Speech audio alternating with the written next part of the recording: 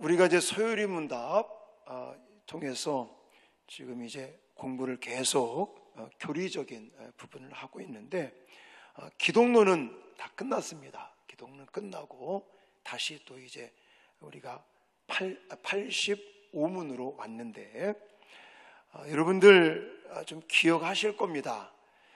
창세기 3장에 보면 죄를 지은 인간에게 하나님의 진노가 임했다고 그랬어요. 하나님의 저주가 임했다고 그랬습니다. 혹시 기억나십니까? 우선 여자들은 어떤 심판을 받게 됐죠? 어떤 벌을 받게 됐죠? 임신을 하고 출산하는 그런 고통을 받게 되었다는 거. 수고하며 자식을 낳게 되었고, 또 여자는 남편을 원하지만 남편은 여자를 다스리려고 하게 되고, 사실은 죄를 짓기 전에, 죄가 들어오기 전에 남녀의 관계는요 너무너무 좋은 관계였습니다. 그래서 아담이 하와가 자기 옆에 딱 오니까 뭐라고 감탄을 했어요? 내 뼈 중에 뼈다, 살 중에 살이다. 이렇게 자기 그 여자한테, 아내한테 그렇게 고백했던 인간이 죄에 빠지고 나서는 어떻게 변합니까? 이제 변명의 소지가 되는 거예요. 뭐 좀 성경에는 그렇게 나와 있지 않지만, 사실 그 문구를 보면, 아니 나는 안 먹으려고 그랬는데 하와가 나를 꼬셨다, 하와 때문에 그랬다, 이렇게 답변하는 걸 볼 수가 있습니다. 그래서 갈등이 생기는 거예요. 부부간에 갈등이 생겼고 가정의 불화가 일어나는 이런 일들까지 벌어지게 되었는데, 이것이 하나님의 진노요 하나님의 저주였다라고 말할 수 있는 것입니다. 또한 땅도 저주를 받았습니다. 그 결과 땅은 엉겅퀴와 가시덤불, 엉겅퀴를 내게 되면서, 또 아담은 평생 동안 수고하며 땀을 흘려야지만이 소산을 먹을 수 있는 그런 형편이 되고 말았습니다. 이것 또한 죄 때문에 인간에게 찾아온 하나님의 진노요 하나님의 심판이다, 저주다 라고 말할 수 있겠죠. 또 인간이 죽으면 결국 흙으로 돌아가야 되는 그런 신세가 되었을 뿐만이 아니라, 그 낙원이라고 말하는 에덴 동산에서 어떻게 됐어요? 쫓겨나게 되었습니다. 그래서 이런 창세기 3장에 나타나는 죄 때문에 인간에게 찾아온 이 하나님의 진노, 하나님의 심판, 이 저주, 이것이 그러면 그냥 우리에게 평생 있어야 되는 거냐? 아니라는 것이죠. 자, 오늘 이제 소유리 문답 85문 여기를 통해서, 그리고 86, 87, 88까지 계속 이어지면서 이런 하나님의 진노, 하나님의 심판, 저주에서 우리는 어떻게 그 하나님의 진노와 심판을 피해갈 수 있는 것인가, 그 문제를 어떻게 우리는 해결할 수 있는 것인가를 말해주고 있습니다. 자, 85 문제와 답을 화면 보시면서 같이 읽겠습니다. 시작. 하나님은 죄로 인해 우리가 받아야 하는 그의 진노와 저주를 피하도록 우리에게 무엇을 요구하십니까? 죄로 인해 우리가 받아야 하는 하나님의 진노와 저주에서 피하도록 하나님은 예수 그리스도에 대한 믿음과 생명에 이르는 회개를, 그리고 더불어 그리스도가 구속의 유익을 우리에게 전달하시는 모든 외적 수단들을 근면하게 사용할 것을 요구하십니다. 아멘. 하나님의 진노, 이 죄 때문에 찾아온 하나님의 그 징벌, 이 저주가 그냥 우리에게 고스란히 오는 것이 아니라 그걸 피할 길을 하나님은 열어놓으셨다는 거예요. 죄의 보응은 하나님의 진노와 저주였지만 하나님께서는 그 진노와 저주를 피할 수 있는 길을 열어주신 우리에게 그 길을 열어주셨다. 이것을 성경에서는 세 가지로 이야기를 하고 있는 건데, 첫 번째는 믿음이라고 하는 거예요. 믿음. 두 번째는 회개. 그리고 세 번째는 이거 답에 보시면 외적 수단들이라고 이야기하고 있는데, 저는 은혜의 방편들 이렇게 말하고 싶습니다. 그리고 이 은혜의 방편들에는 말씀과 성례와 기도와 같은 것들이 있는데, 나중에 우리가 자세하게 다 배우게 되니까, 자, 세 가지를 기억하십시오. 하나님의 진노, 하나님의 그 저주 심판에서 우리가 피할 수 있는 길 세 가지. 첫 번째 뭐라고요? 믿음. 두 번째 회개.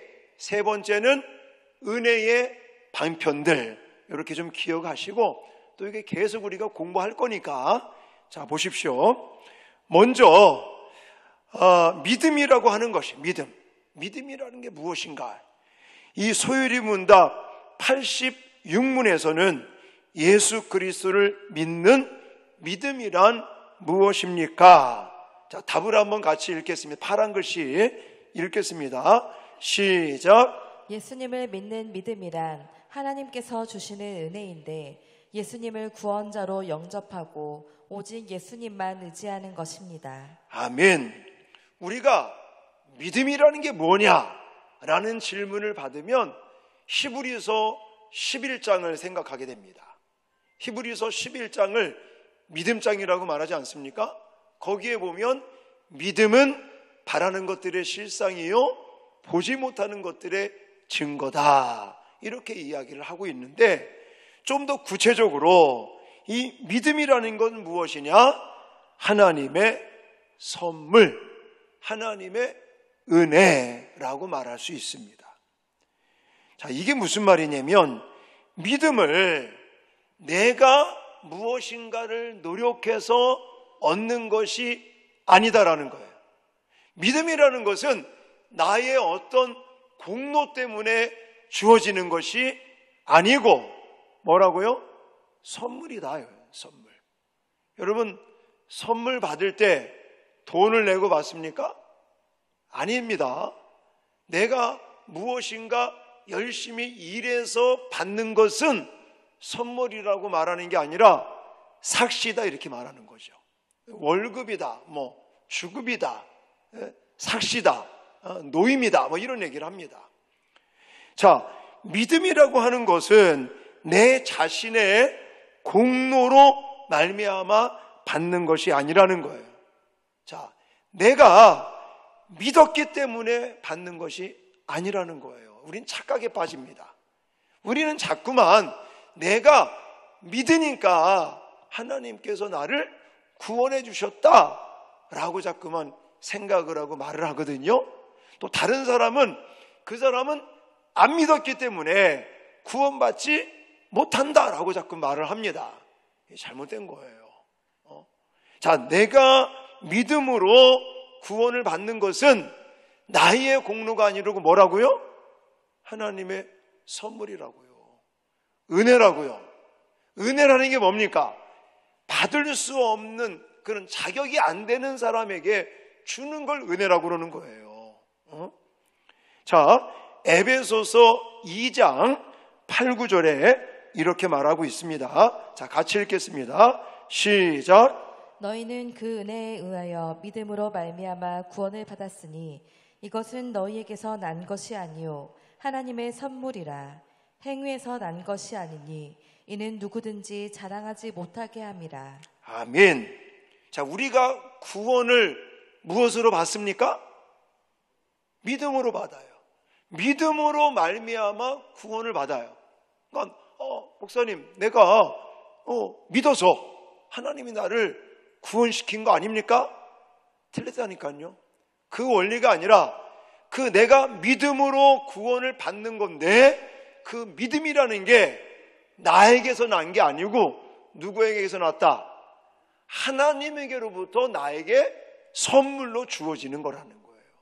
내가 뭘 막 노력을 하고 내가 뭔가 일을 한 대가로 받는 것이 아니라 이 믿음조차도 하나님께서 우리에게 값없이 아무런 조건 없이 내가 믿었기 때문이 아니라 하나님이 이미 내가 이 땅에 태어나기 전 만세 전서부터 하나님께서 우리를 예정하셨다가 때가 돼서 부르신 우리들을 의롭다 하시고 의로운 우리들을 성화의 과정을 거쳐서 영화의 단계까지 이르는 그 구원이, 그 믿음이라는 게 하나님께서 우리에게 주시는 선물이다라는 거예요. 할렐루야. 여러분, 믿음조차도 내가 믿고 싶어서 믿는 게 아니라 하나님께서 우리에게 믿도록 선물로 주셨기 때문에 믿어진다는 겁니다. 저도요, 처음에 우리 황울교 권사님, 우리 누님의 이렇게 전도로 교회를 다닐 때는요, 믿음이 있어서 다니는 게 아니었었습니다. 처음에는 그냥 집에 일찍 가면 일 시키니까, 집에 안 가고 교회로 빠지는 거죠. 특히 이제 중학교 올라가서는 자전거를 타고 한 2km, 3km를 이렇게 가야지 이제 학교고 집이고 그러는데, 자전거를 타고 집에를 가다가 집에 빨리 가면 일 시키니까 교회로 가는 거예요. 그러니까 처음에는 그냥 일하기 싫어서, 집에 빨리 가면 일 시키니까 일하기 싫어서 교회를 열심히 갔죠. 그렇게 교회를 다니면서 성경 공부를 한다든지 설교 말씀을 듣는다든지 이러면, 성경이라는 게 재미난 소설책이구나. 소설이라는 게 뭡니까? 지어낸 얘기라는 거 아니겠습니까? 사실이 아닌 거예요. 소설책은 사람들에 의해서 지어낸 이야기라는 거예요. 저도 처음에는, 지금은 목사지만 옛날 처음에 교회 나갈 때는 성경 공부를 한다든지 설교를 들을 때, 성경이 참 재미난 소설책이구나, 이렇게 그냥 생각이 되어졌던 거죠. 그런데 하나님께서 내 마음 가운데 믿음을 선물로 주시니까 그게 이제 소설책이 아니라 팩트, 사실과 그게 믿어지는 거예요. 그러니까 내가 뭔가 열심히 노력을 하고 나의 어떤 공로 때문에 믿음이 생겨진 게 아니라 하나님께서 일방적으로 우리에게 선물로 믿음을 주시기 때문에 믿어지는 것입니다. 할렐루야. 그래서 믿음이라고 하는 것은 첫 번째, 하나님의 선물, 하나님의 은혜라는 사실을 잊지 말아야 돼요. 근데 이 사실을 우리가 이렇게 들을 때 우리는요, 하나님께서 우리에게 믿음 주신 거에 대한 기쁨과 감사, 이 감격, 이것이 있어야 되지 않겠습니까? 여러분, 선물 받아보신 적 많이 있잖아요. 선물을 받으면 기분이 안 좋습니까? 기분 잡쳐요 그냥? 아니잖아요. 누가 나한테 선물을 주면요, 너무너무 기분이 좋고 행복하고 즐거운 거예요. 그리고 뭐합니까? 막 자랑을 해. 그 전에 우리 부산노회에 있을 때, 제가 처음에 이제 개척을 해서 부산노회에 있을 때, 그 부산노회에 어떤 목사님이 자랑을 하더라고. 시계 자랑을 하게, 시계 자랑. 그 시계가 뭔가 봤더니 대통령 각하께서 자기 이제 큰아들이 청와대에 근무를 하는데 가족들한테 시계를 하나 다 선물을 했다나? 그래가지고 은근히 시계 자랑을 하더라고. 대통령 가깝게도 주셨다고 이렇게. 여러분, 그냥 작은 이 나라의 왕이, 대통령이 준 선물도 그렇게 막 사람들한테 자랑하고 좋아하고 그러는데, 우리는 만왕의 왕 되시는 여호와 하나님께 믿음을 선물로 받았다고요. 그러면 우리가 하루하루 눈을 떠서 하루하루 순간을 살면서 정말 하나님께 내가 구원의 이 믿음의 선물을 받고 은혜를 받은 거에 대한 여러분 감격들이 있으십니까? 오늘도 하루 여러분들 새벽에 아침에 눈을 뜨고 우리가 지금 늦게까지 이제 하루를 보냈잖아요. 오늘 하루를 보내면서 하나님이 나를 사랑하시고 하나님이 나를 구원하시고 하나님이 나에게 믿음을 선물로 준 거에 대한 감격과 기쁨과 즐거움 때문에 막 자랑하며 하루를 보내셨습니까? 그렇지 못할 때가 많다는 거예요. 우리나라에 살고 있으니까 교회도 많은 것 같고 예수 믿는 사람들도 많은 것 같고 목사들도 많은 것 같죠? 전 세계의 인구를 보면 예수 믿는 사람들이 그렇게 많지 않은 겁니다.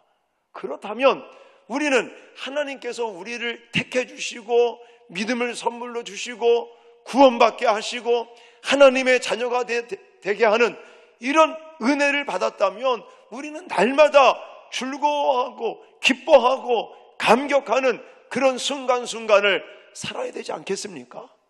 우리가 예를 들어 누군가에게 부모님에게 아니면 자녀들에게 누구에게 애인한테 선물을 받아보십시오. 얼마나 기쁘고 행복한지요. 저와 여러분들은 믿음이라고 하는 선물을 받아 하나님의 자녀가 되는 은혜를 입고 사는 사람들이라는 사실을 꼭 기억하시기 바랍니다. 그래서 우리가 날마다 하나님께서 우리에게 이 선물 주신 것에 대한 감사와 기쁨과 감격 속에서 날마다 자랑하시면서 사시는 저와 여러분들이 되어질 수 있기를 주님의 이름으로 축원합니다. 자, 그 다음에 이 믿음이라고 하는 요소에 대해서 이제 두 가지만 더 말씀을 드릴게요.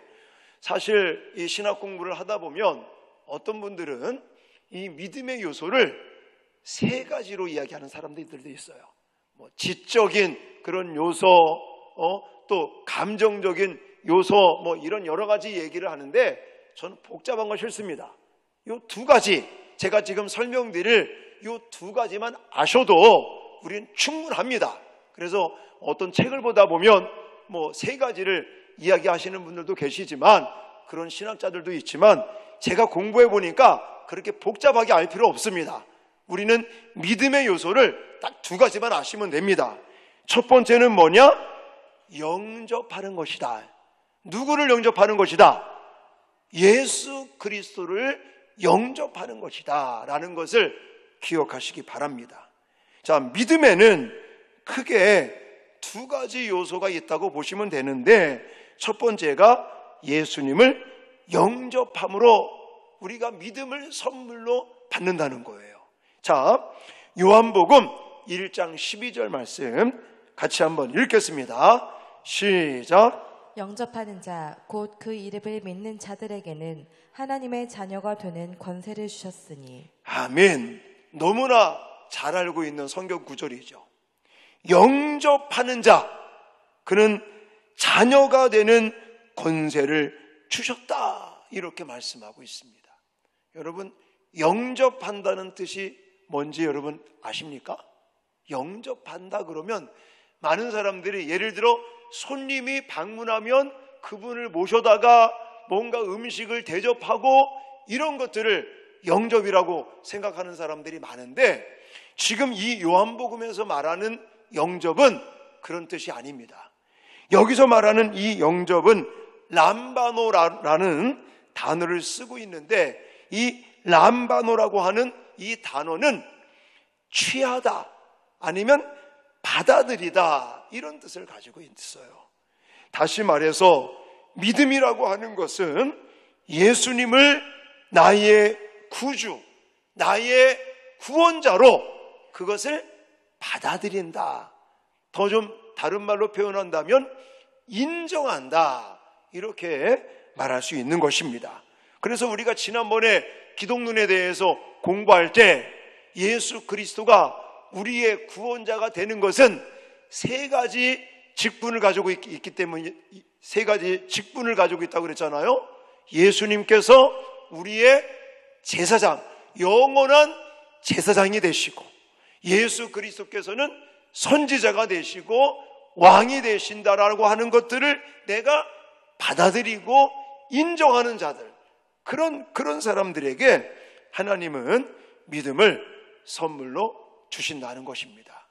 그러니까 우리는 예수 그리스도를 물론 직접적으로 눈으로 볼 수는 없고 손으로 만질 수는 없지만 예수 그리스도께서 저와 여러분들의 죄 때문에 십자가에서 죽으시고 그리고 3일 만에 부활하시고 승천하시고 다시 이 땅에 재림하실 그 하나님을 나의 구원자, 나의 구속자, 나의 죄의 문제를 해결하신 분이라고 내가 받아들이기만 하면, 내가 그분을 인정하기만 하면 우리는 믿음의 구원자가 구원을 받고 하나님의 선물을 받는 줄 믿으시기 바랍니다.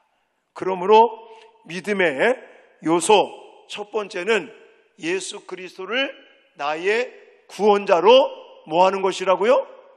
영접하는 것이다 라는 것입니다. 자, 마지막으로 믿음의 요소 두 번째는 예수 그리스도를 의지하는 것이다 라고 말하는 거예요. 자, 사도행전 4장 12절 말씀 같이 읽겠습니다. 시작. 다른 이로서는 구원을 받을 수 없나니 천하 사람 중에 구원을 받을 만한 다른 이름을 우리에게 주신 일이 없음이라 하였더라. 아멘. 그런 겁니다. 자, 구원받기 위해서는 누구만을 우리는 인정해야 된다? 예수 그리스도만을 인정하고 받아들이고 신뢰하면 된다라는 거예요. 근데 지금 이 어떤 사회의 흐름이 갈수록 종교다원주의로 잠깐만 변해가고 있습니다. 이게 무슨 말이냐면 예수가 아니래도 구원받는 길이 여러 가지로 있을 수 있다고 주장하는 자들이 많이 일어나고 있어요. 자, 그런 거죠. 예를 들어서 우리가 이제 저 사구에 있는 승악산 정상에 올라가면 갈대밭이 쫙 이제 멋있게 있지 않습니까? 그리고 조금만 더 이렇게 가면은 정상이 있는데 그 승악산 정상에 올라갈 때 길이 여러 길이 있어요. 예를 들어서 동아대학교에서 올라가는 길도 있습니다. 그리고 당리 쪽으로 해서 괴정이나 당리 쪽으로 해서 지금 과학고등학교 있는 데 있지 않습니까? 그쪽 길이 가장 좋죠. 그 길을 통해서 올라가는 길도 있어요. 또 저쪽 꽃동산이라고 서대신 쪽에서 그쪽에서 또 올라가는 길이 또 있습니다. 그리고 저쪽 엄궁 쪽에 사상 쪽이죠. 그쪽으로 해서 또 올라가는 길이 있어요.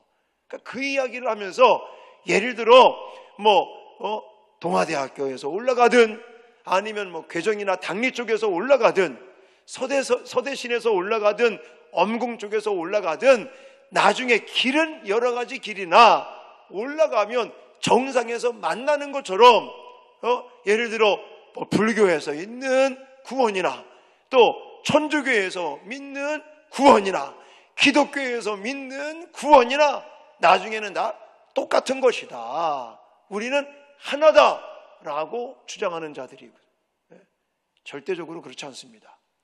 성경에서는 다른 이로서는 구원을 받을 수 있다 없다? 없다는 거예요. 오직 우리의 구원자는 예수 그리스도밖에 없는 줄 믿습니다. 다른 이로서는 구원을 받을 수 없는 거예요. 근데 자꾸만 뭔가 이 시대가 바뀌면서 뭔가 좀 지금 문제가 생기고 있는 거죠.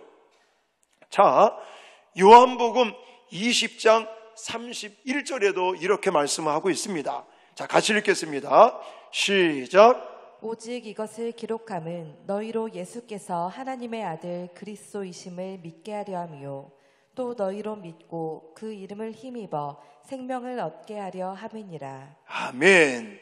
여기 보시면 오직이라는 단어가 나와요. 오직. 오직이라는 것은 다른 게 없다는 겁니다. 이거 only 하나라는 거, 하나. 자, 구원받기 위하여 우리가 신뢰해야 될, 우리가 바라보고 우리가 또 받아들이고 또 내가 확신해야 될 것은 오직 예수 그리스도밖에 없습니다. 오직 예수님만을 구원자로 생각하고 오직 예수 그리스도만을 받아들이고 예수 그리스도가 아니고는 그 누구도 그 무엇도 우리를 구원할 수 없다고 생각하는 것. 할렐루야. 왜 그래요? 성경이 그렇게 말하고 있으니까 그런 거예요. 성경에서 그렇게 말하고 있기 때문에. 성경에서 오직 구원은 예수 그리스도밖에 없다. 할렐루야. 다른 이로서는 구원을 받을 수 없다. 성경이 그렇게 말하기 때문인 것입니다. 그래서 우리는 우리 주변에 자꾸만 이렇게 이상하게 말하는 집단들을 조심해야 됩니다. 그래서 대표적으로 이 신천지 이만희 집단이 주장하는 게 뭡니까? 요즘 이단들은요, 예수 그리스도를 부인하지 않습니다. 옛날 이단들은 예수님을 부인한다든지 예수님의 신성을 부인한다든지 아니면 예수님의 인성을 부인한다든지 이런 이단들이 많았는데 현대 이단들은요, 요즘 이단들은요, 예수님도 인정을 해요. 예수님도 믿어야 된다고 그럽니다. 그러니까 헷갈리는 거예요.